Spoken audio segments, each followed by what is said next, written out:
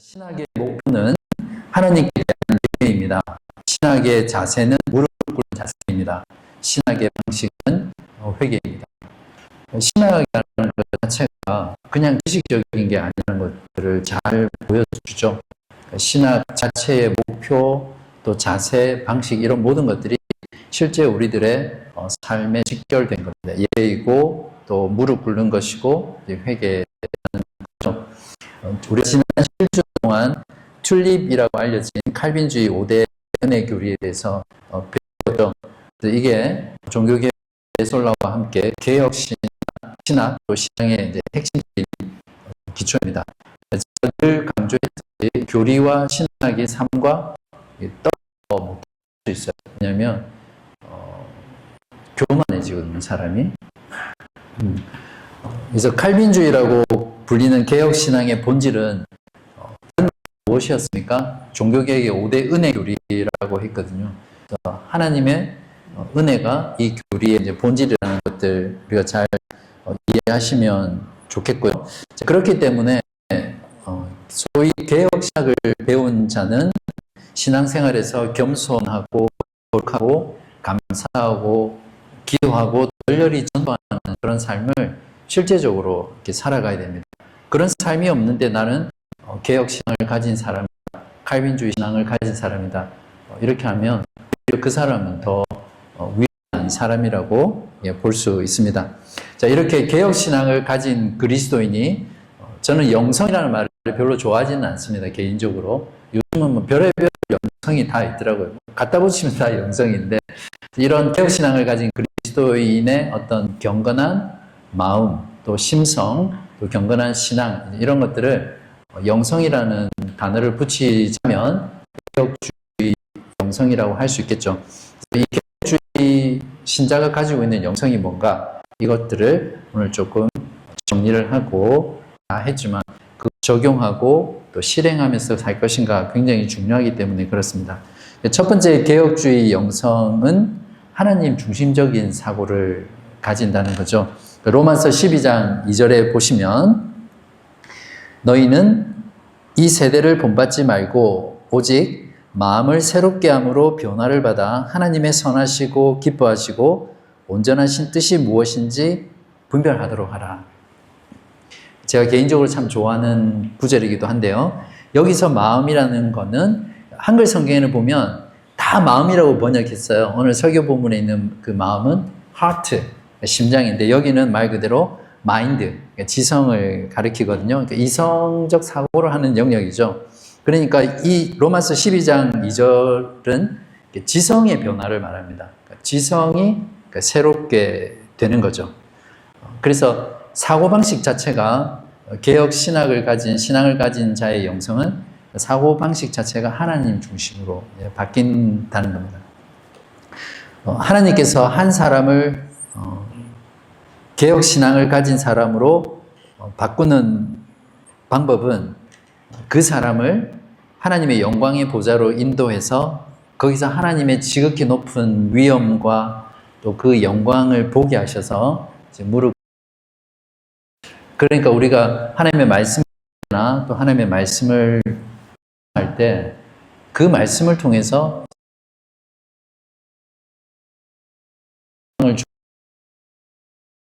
위엄, 존귀, 거룩, 영광을 본 사람은 모든 삶에 있어서 특히 그 사고의 영역에 있어서도 하나님 중심적인 사고를 하게 되고 또 그분 앞에 무릎 꿇게 됩니다. 그런 면에서 영성은 우리 자신의 모든 행위, 예배, 사고방식, 삶 전체가 하나님 중심으로 변화되는 삶이고요. 그리고 삶에서 항상 하나님을 향해 시선을 고정하는 그런 사람들이죠. 그래서 삶의 모든 목표는 고린도후서 10장 5절에 있는 것처럼 우리 이 부분 같이 한번 읽어볼까요? 너무 귀한 말씀인데 읽겠습니다. 시작. 하나님을 아는 것을 대적하여 높아진 것을 다 무너뜨리고 모든 생각을 사로잡아 그리스도에게 복종하게 하니. 명확하죠. 우리의 모든 생각을 다 사로잡아서 그리스도께 복종하는 것이 하나님 중심적인 사고를 가진 참된 개혁 신앙의 영성이라고 할 수 있습니다. 두 번째는 참여하는 심령이에요. 참된 개혁 신앙을 가진 사람은 이런 지성의 변화, 지성이 새롭게 되는 것에서 끝나는 것이 아니라 감정도 새롭게 됩니다. 감정조차도 하나님의 주권의 뜻에 순종하는 거죠. 그냥 마음 내키는 대로, 감정대로 다 표현하면서, 표출하면서 사는 게 아니라, 요즘 시대가 그렇잖아요. 네 감정에 솔직해라. 그걸 계속 말하는 시대잖아요. 그래서 감정을 표현하고 표출하고 드러내는 것을 오히려 좋은 것으로 말하는 이 시대에 참된 개혁 신자는 이 감정조차도 하나님께 굴복시키는 그런 영성을 가진 자다, 이렇게 볼 수 있겠죠. 그래서 우리가 하나님의 말씀을 통해서 하나님을 있는 그대로 볼 때 그 하나님을 아는 지식이 우리를 바르게 보게 하는 겁니다. 우리가 하나님 앞에서 어떤 존재인지를 바르게 깨닫게 하게 되죠. 결국 어떤 경험들이 일어나죠. 하나님을 바르게 있는 그대로 알게 되면 하나님 그분이 얼마나 거룩한 존재인지 보게 되고, 하나님의 그 거룩함 앞에서 자신을 봤을 때 자신이 얼마나 죄악 가운데 물들어 있고 하나님 앞에 더럽고 추하며 또 완악한 모습인 자를 깨닫게 되죠. 그래서 거기에서 진정한 참회가 나오고 진정한 회개가 나오게 됩니다. 진정한 죄의식, 죄를 깨닫고 죄를 슬퍼하고 죄를 미워하는 것은 내 자신을 먼저 보는 것이 아니라 하나님을 볼 때 그것을 통해서 깨닫게 되는 거죠. 그래서 누가복음 18장 13절에서 하나님이여 불쌍히 여기소서 나는 죄인이로소이다, 이렇게 세리가 기도하잖아요. 죄인이 기도하잖아요. 바로 그 기도가 모든 진정한 칼빈주의자, 참된 개혁신앙을 가진 자의 통해하는 심령입니다. 이것을 어떤 그냥 일회적으로 하는 것이 아니라 전 삶 속에서 자신의 자격 없음, 하나님 앞에서 죄인이라는 걸 깨닫고 늘 죄를 하나님 앞에 고백하는 그런 삶을 살게 되죠. 세 번째는 감사하는 마음인데요. 그 종교계의 5대 솔라도 그렇고 특히 칼빈의 5대 강령, 전적 부패, 전적 무능, 그리고 무조건적인 선택, 또 제한적인 속죄, 그 다음 무엇이죠? 저항할 수 없는 은혜, 성도의 견인, 이 5가지 교리가 모두가 하나님의 은혜였잖아요. 그리스도께서 내가 받을 그 죄값, 그 형벌을 다 대신 지고 하나님 앞에 그 진노를 다 받으심으로 우리가 더 이상 갚을 것이 없고, 또 우리가 성령 안에서 거룩하게 되어가는 모든 과정조차도 하나님의 은혜라는 이런 말씀을 우리가 깨달을 때, 구원에 있어서 내가 할 수 있는 건 아무것도 없구나, 내가 한 거는 아무것도 없구나, 모든 것이 하나님의 주권, 하나님의 은혜, 또 하나님의 사랑에서 기인한 것이구나, 이런 것들을 깨닫게 되면 우리 마음속에서 어떤 반응이 터져 나옵니까? 그걸 하나님의 은혜를 철저히 자각하는 사람들의 영혼 속에 일어나는 합당한 반응은 바로 하나님께 감사하는 겁니다. 깊이 감사하는 거죠. 우리가 감사합시다, 감사하는 삶을 살자, 이렇게 구호처럼 많이 외치지만 진정한 감사는 이 하나님의 은혜를 깨달을 때 이렇게 터져 나오는 거거든요. 우리는 요즘 보면 너무 신앙을 이렇게 쥐어 짜내는 것 같아요. 감사해야 됩니다. 회개해야 됩니다. 그렇게 쥐어 짜내지만 실제로 하나님을 말씀을 통해서 그분의 영광을 보고 그분의 거룩함을 보고 내 자신의 죄를 보고 하나님의 은혜를 깨닫게 되면 우리 안에 감사가 터져 나오고 회개가 일어나고 그분을 사랑하게 되는 그런 자연스러운 반응이 일어나게 되겠죠. 그래서 사도 바울은 말년이라는 게 중요해요. 그렇게 위대한 대사도, 신약 성경을 13권을 썼나요? 27권 중에. 그렇게 많은 신약 성경 하나님의 계시를 쓴 이 사도 바울도 말년에 뭐라고 자신을 표현했습니까? 죄인 중에 괴수, 죄인의 우두머리라는 거예요. 이제 그런 어떤 죄의식 가운데 살면서 어떻게 고백했냐면 고린도전서 15장 10절에서 내가 나 된 것은 하나님의 은혜로 된 것이다. 이렇게 고백을 했습니다. 그 영국의 종교개혁자인 존 브래드퍼트라는 사람이 있거든요. 이 사람이 길을 가다가 도랑에 누워서 술 취한 사람을 이렇게 자세히 바라보는 거예요. 그러면서 이 사도 바울의 말을 흉내내면서 이렇게 말을 했습니다. 하나님의 은혜가 없었다면 저기에 존 브래드퍼터가 누워 있었을 것이다. 공감이 되세요? 지나가면서 길에 술 취해 누워 있는 사람을 보면서 볼 때마다 여러분은 이 말을 한번 해보십시오. 하나님의 은혜가 아니면 저기에 임종아가 있었을 것이다. 네. 철저히 하나님의 은혜를 깨달은 사람이죠. 저는 개인적으로 제가 참 좋아했던 찬양이 나의 나 된 것은 오로지 주의 은혜라는 찬양이 있거든요. 흘러간 복음송인데 아마 윤민호 집사님 아실 거예요. 나의 나 된 것은 오로지 주의 은혜라. 이제 네.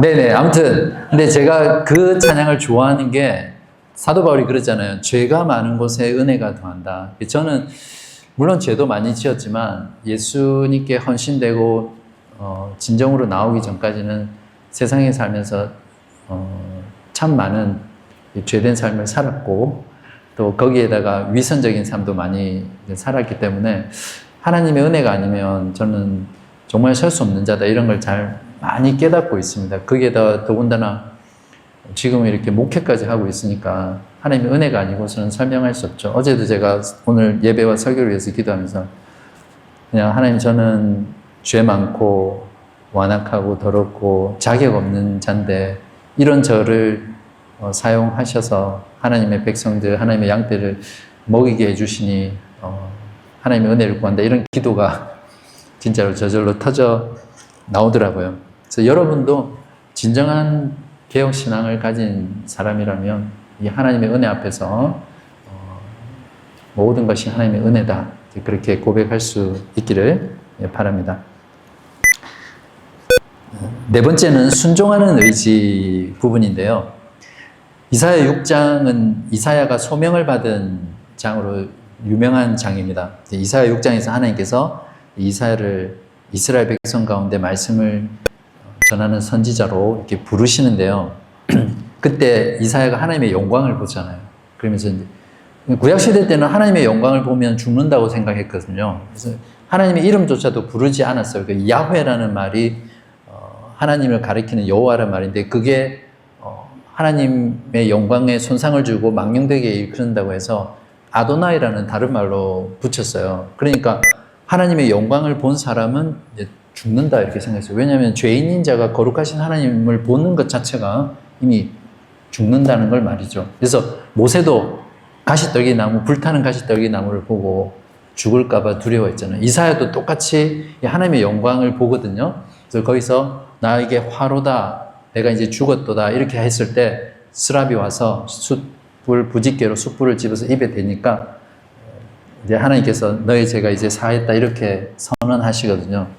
이제 그때 하나님께서 내가 누구를 보내며 누가 우리를 위하여 갈고 이렇게 말했을 때 이사야가 조금의 망설임도 없이 내가 여기 있나이다.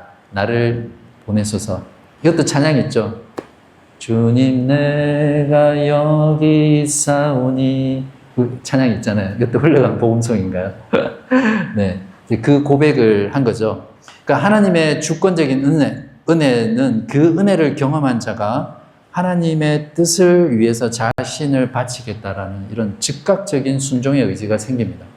그래서 참된 개혁신앙의 영성이라고 할 때 하나님의 은혜를 깨달은 자가 하나님의 뜻을 위해서 자신을 드리는 즉각적인 순종, 즉각적인 의지를 발현하는 것이 참된 개혁신앙을 가진 사람의 영성입니다.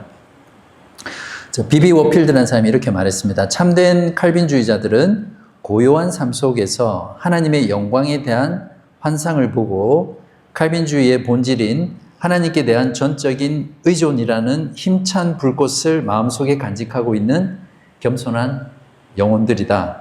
이렇게 말을 했습니다. 좋은 말은 다 쓴 것 같아요. 그죠? 자, 참된 칼빈주의자들은 뭐 여러 가지로 표현할 수 있겠지만 하나님의 전적인 주권과 은혜에 나의 모든 것들을 복종하고 거기에 순종하는 거잖아요. 이런 하나님에 대한 철저한 의존을 가장 잘 드러내는 게 무엇입니까? 나와 있나요? 네. 기도 생활에 열중하는 거죠. 잘못된 칼빈주의자, 개혁신앙을 가진 사람의 실수가 뭐냐면 하나님께서 다 하시니까 나는 아무것도 안 해도 된다. 우리가 할 수 있는 건 없다. 그냥 하나님의 은혜고 하나님께서 원하시면 해주실 것이다. 그렇게 하는 거죠. 우리 교회는 개혁주의 신학을 추구하는 교회니까 하나님이 우리 교회에게 복을 주시려고 하면 사람들 다 보내주실 거야. 새로운 사람 보내주셔서 믿게 하시고 교회가 부흥할 거야. 그렇지 않습니다. 우리는 가만히 있는데 하나님께서 보내주지 않으세요. 우리는 전도하지 않고 또 우리는 아무것도 하지 않으면 아무것도 일어나지 않는 거죠.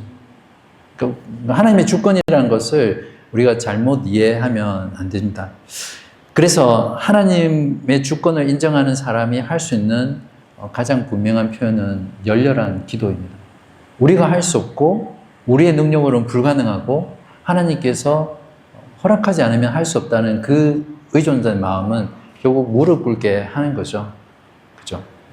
그래서 기도하지 않는 칼빈주의자 있을 수 없습니다. 기도하지 않는 참된 개혁신자는 있을 수가 없죠.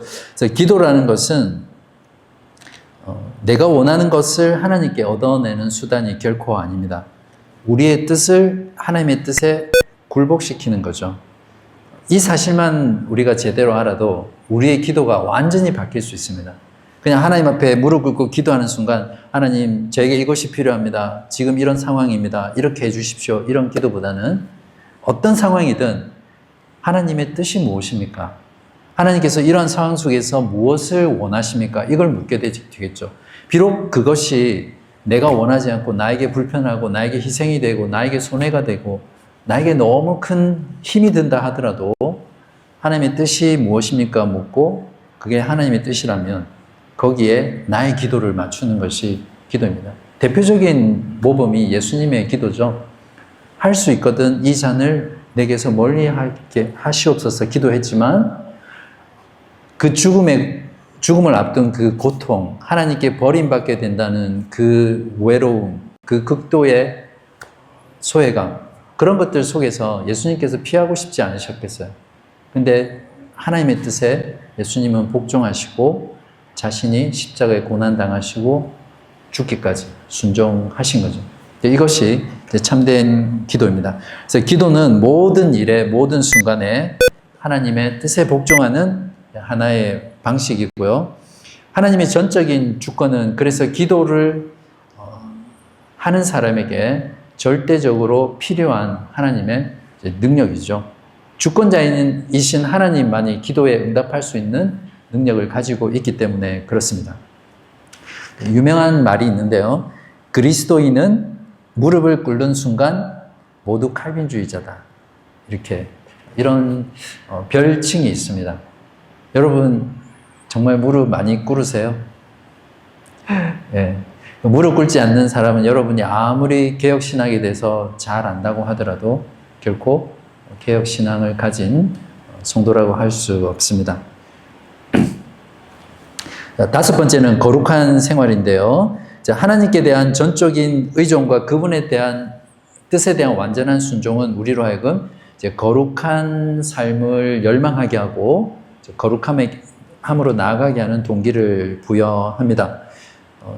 지난번에 성화에 관해서 구원의 순서에서 성화에 대해서 말할 때 말씀을 드렸지만 칼빈주의는 성화, 거룩하게 되는 거죠. 그리고 신앙의 성숙조차도 하나님의 주권에 달려있다. 하나님의 주권을 인정한다고 그랬습니다.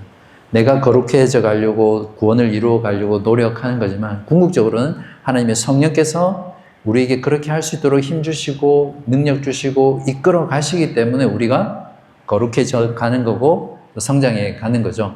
그러니까 하나님께서 다 하시게 해놓고는 우리한테 상을 주시는 것이 성화의 삶이다. 그렇게 그때 말씀을 드렸습니다. 데살로니가 전서 5장 23절에서 24절에 보시면 평강의 하나님이 친히 너희를 온전히 거룩하게 하시고, 우리가 거룩해지는 게 아니라 하나님이 거룩하게 하시는 거죠. 또 너희의 온 영과 혼과 몸이 우리 주 예수 그리스도께서 강림하실 때에 흠없게 보존되기를 원하노라. 너희를 부르신 이는 미쁘시니 누가 이루신다고요? 그가 또한 이루시리라. 하나님께서 이루실 것이기 때문에 우리의 성화는 이미 완성되어 있는 것과 마찬가지입니다. 실패할 수 없는 성화라는 것이죠. 자, 기독교는 그렇기 때문에 행위를 근거로 하는 종교가 아닙니다. 어떤 경우에든 행위를 강조하고 행위를 통해서 뭔가 증명하려고 하는 기독교는 참된 기독교가 아니고 복음도 아닙니다. 특히 이 성화의 삶을 강조하다 보면 이 성화가 은혜가 되지 않냐고 인간의 공로나 또 인간의 노력에 어떤 집중하는 그런 경향들이 생기는데, 어떤 경우에 있어서도 이런 은혜가 빠져 있는 성화의 삶, 그거는 결코 개혁 신앙일 수 없고요, 또 칼빈주의일 수 없습니다.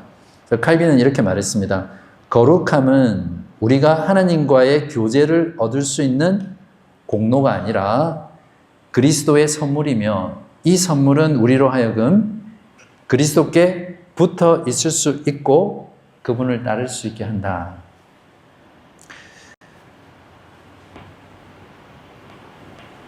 자, 마지막 우리 개혁주의 신자의 영성 6번째인데요. 영광스러운 목적입니다. 자, 하나님의 은혜에 의한 구원 그리고 거룩함의 목적은 결국 무엇이죠? 하나님의 영광입니다. 에베소서 1장 11절에서 12절, 우리 이 부분은 같이 한번 읽어볼까요? 시작. 모든 일을 그의 뜻의 결정대로 일하시는 이의 계획을 따라 우리가 예정을 입어 그 안에서 기업이 되었으니, 이는 우리가 그리스도 안에서 전부터 바라던 그의 영광의 찬송이 되게 하려 하심이라. 그렇죠? 우리를 예정하시고 하나님의 기업이 되게 하신, 즉 우리를 구원하신 궁극적인 목적이 뭐라고요? 그분의 영광의 찬송이 되게 하시는 거예요. 그러니까 그분께 영광을 돌리게 하기 위해서 우리를 구원하신 겁니다.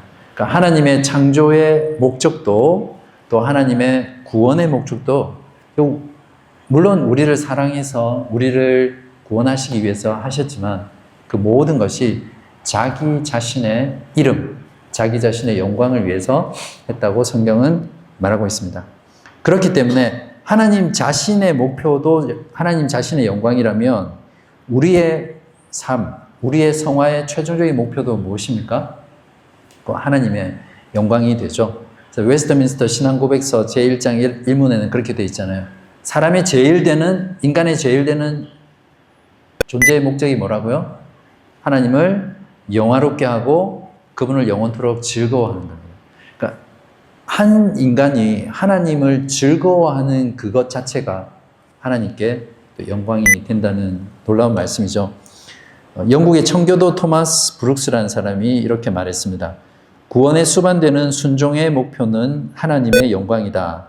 기도하고 찬양할 때, 대화하거나 걸어갈 때, 주거나 받을 때, 생활하거나 행동할 때 순종하는 영혼의 목표는 하나님의 영광이다. 모든 행동에 있어서 순종하는 영혼은 하나님의 영광을 증진시키려 한다.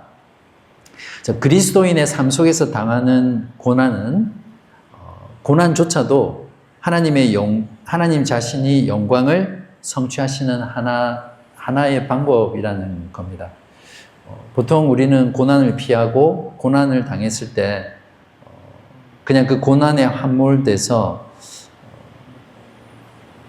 어떻게 보면 하나님을 바르게 신앙하지 못하는 경우가 많고, 오히려 힘들고 어려운 삶이 오면 신앙이 좀 무너지는 그런 경우들을 많이 보는데, 칼빈주의자, 참된 개혁신자는 고난조차도 하나님 자신의 영광을 성취하는 방법으로 생각을 합니다.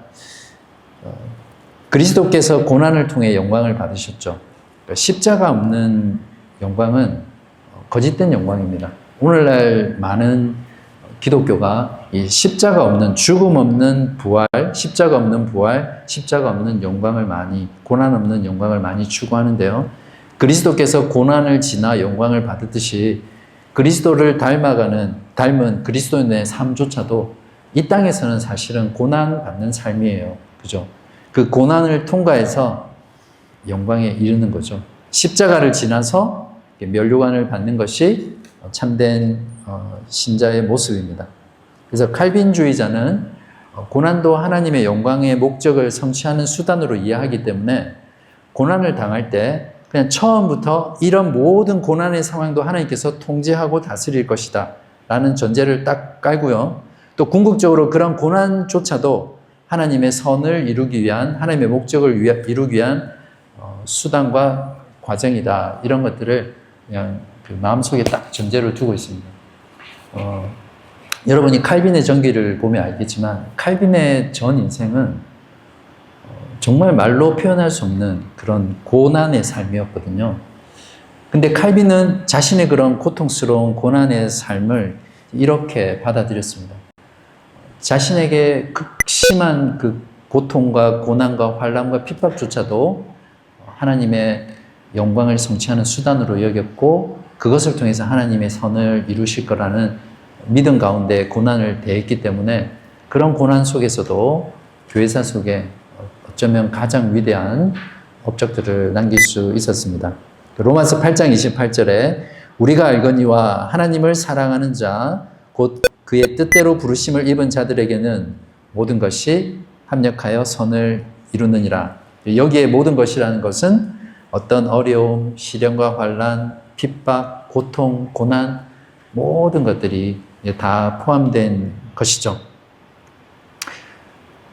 자, 그래서 하나님이 천지 만물을 창조하신 목적도 죄인을 구원하신 목적도 하나님의 자신의 영광을 위해서이기 때문에 진정한 칼빈주의자는 하나님의 이러한 영광을 인식할 뿐만 아니라 그 영광을 촉진시키기 위해서 열심을 내는 자입니다. 자, 그래서 제임스 보이스 몽고메리 목사님은 이 책을 마무리하는 뒷부분에서 개혁 신학을 이렇게 정의를 하고 있거든요. 개혁 신학은 복음 안에 있는 하나님의 은혜에 대해 모든 영광을 하나님께 돌리려고 하는 교리 체계이다. 또 바른 교리에 대한 열정이 없이는 하나님의 영광을 갈망하기가 불가능하다. 좀 깊이 생각해 보아야 될 부분인데 우리가 어떻게 하면 하나님의 영광을 증진시키고 하나님의 영광을 돌리는 삶을 살 수 있습니까? 여기 보면 바른 교리에 대한 열정이 있어야 된다는 겁니다. 그래서 그 바른 교리를 통해서 하나님의 진리의 말씀, 은혜의 복음을 보존하려는 그 열정이 없이는 하나님의 영광을 증진시킬 수 없다는 거죠. 그래서 왜곡된 복음에 대한 열정적인 반박이야말로 하나님의 영광을 추구하는 것이며 참된 사랑이다. 그러니까 이래도 좋고 저래도 좋고 너도 맞고 이것도 복음이고 저것도 복음이고 아닙니다. 이것은 하나님을 사랑하는 것도 아니고 하나님의 영광을 추구하는 것도 아니에요. 왜곡된 복음, 잘못된 복음을 바로잡고 그 가운데 진리를 보존하려고 하는 바른 교리를 지켜내려고 하는 그 열심이 하나님을 사랑하는 거죠. 것이죠. 신약 성경 보면 사도 바울이 거짓 복음, 다른 복음에 대해서 얼마나 흥분하면서 열정적으로 하나님께 저주를 받을 자이다 이렇게 선언을 하잖아요.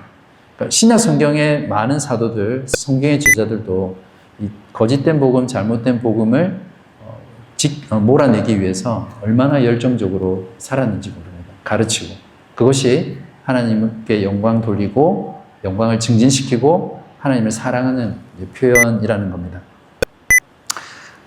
바라기는 여러분도 이런 바른 교리를 지켜내기 위해서 열정을 가지고 살아가는 분들 되시기를 바라고요. 결론입니다. 신약 성경은 인류 가운데 잃어버린 바 된 영혼을 사랑하는 마음을 두 가지로 표현하고 있는데요. 첫 번째가 은혜의 복음을 전파하는 겁니다. 그리고 두 번째가 은혜의 교리를 가르치는 이 둘 다를 다 해야 됩니다. 많은 신자들이 교리하면 그래서 그냥 막연히 지식적인 거, 그냥 힘든 거, 그냥 꼭 안 해도 되는 거 이렇게 생각하거든요. 신약 성경을 보시면 이 교리라는 단어가 사운드 독트린이에요. 그러니까 하나님의 그 말씀을 진리의 체계로 가르쳐 준 것이 사도 바울의 가르침이거든요. 그래서 신약 성경에서 잃어버린 영혼을 사랑하는 두 가지 방법은 복음을 선포하는 것과 이 복음을 가르치는 것, 이 두 가지를 다 해야 됩니다. 그래서 제가 교회를 시작할 때도 우리 교회 모든 성도들에게는 주일 예배 때 설교를 통해서 복음을 선포하고 성경을 가르치고 또 오후에는 성경의 그 진리를 가지고 체계적으로 교리를 가르치고 체계화하는 것에 제 목회의 어떤 우선순위를 두는 이유가 거기에 있습니다. 자, 그러므로 하나님의 영광을 갈망하는 저와 여러분들은 모든 겸손함으로 건전한 교리, 사운드 독트린 이것을 증진시키며 살 때 하나님의 영광을 증진시키고 또 하나님을 사랑하고 그것이 잃어버린 영혼을 섬기는 일이라고 확신하시고 저와 함께 이 길을 포기하지 말고 타협하지 말고 달려갈 수 있기를 마지막이니까 이 연사 강력하게 다시 한번 외쳐봅니다. 네.